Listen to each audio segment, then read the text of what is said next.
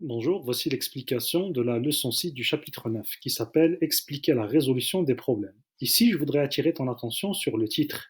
Ils te disent Expliquer la résolution des problèmes. Ça veut dire que tu ne dois pas juste mettre des chiffres, tu dois dire aussi ce que tu as fait. Et ici, ils t'ont mis un aide-mémoire. Pour expliquer la résolution de problèmes, ils t'ont dit il y a plusieurs étapes que tu peux résumer en quatre. Un, d'abord, est-ce que tu as compris le problème? Deux, tu dois te faire un plan pour résoudre ce problème. Et trois, tu dois mettre en œuvre ton plan. Ça veut dire que tu dois l'exécuter. Et quand tu as terminé, il faut toujours que tu vérifies. Puis ça, c'est pas toujours juste pour les maths, ça c'est dans tous les domaines. Même moi, quand j'écris un courriel, par exemple, il faut que je le vérifie, voir s'il y a des fautes, si j'ai pas oublié des majuscules, des accords, ainsi de suite. Si je fais juste l'écrire et l'envoyer, il y a toujours des fautes dedans.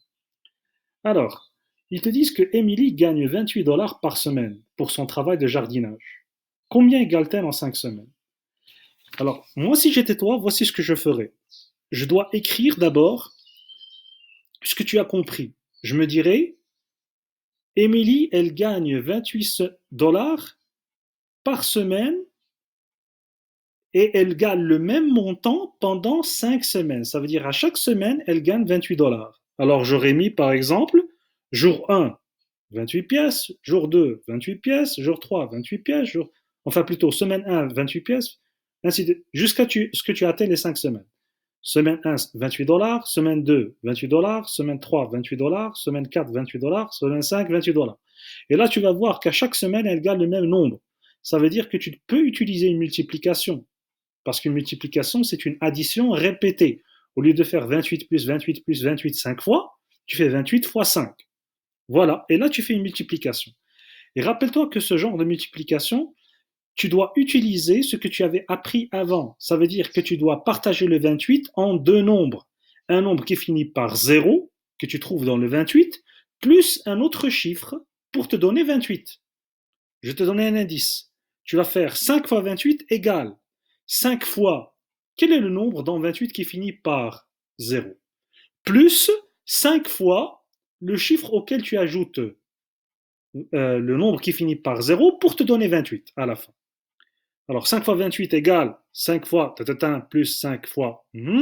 5 fois 28 égale, tu vas mettre le produit de 5 fois le nombre qui finit par 0, plus le produit du nombre que tu as trouvé, auquel tu peux rajouter 20 pour que ça te donne 28. Et 5 fois 28 égale, et tu dois donner la réponse. Jade, Cole et Michael et Elise ont apporté 46 gâteaux chacun à la fête de l'école. Combien ont-ils apporté de gâteaux? Tu suis le même raisonnement. Il y a 4 élèves qui ont rapporté chacun 46 gâteaux. Donc c'est 46 qui se répètent combien de fois? Voilà. Et tu fais une multiplication. 4 fois 46 égale 4 fois un nombre qui finit par 0 qui est dans le 46, qui est près de 46, qui est dedans. Donc tu ne peux pas dire 50, plus 4 fois un nombre auquel tu rajoutes le nombre qui finit par 0 pour que ça te donne 46.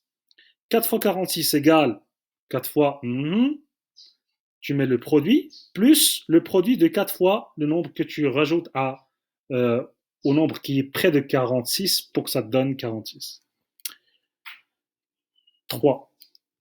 Ken a marqué 72 points le premier jour de la foire estivale. S'il marque le même nombre de points chaque jour pendant 3 jours, peut-il remporter le grand prix de 280 points?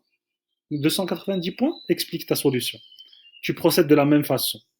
Alors, le 72 points, il se répète combien de fois? La réponse est là. Et tu dois faire 3 fois et partage le 72 en deux nombres. Un qui finit par 0 qui est dans le 72, près de 72, et plus 3 fois le nombre que tu peux rajouter à ce nombre-là qui finit par 0 pour que ça te donne 72. Voilà.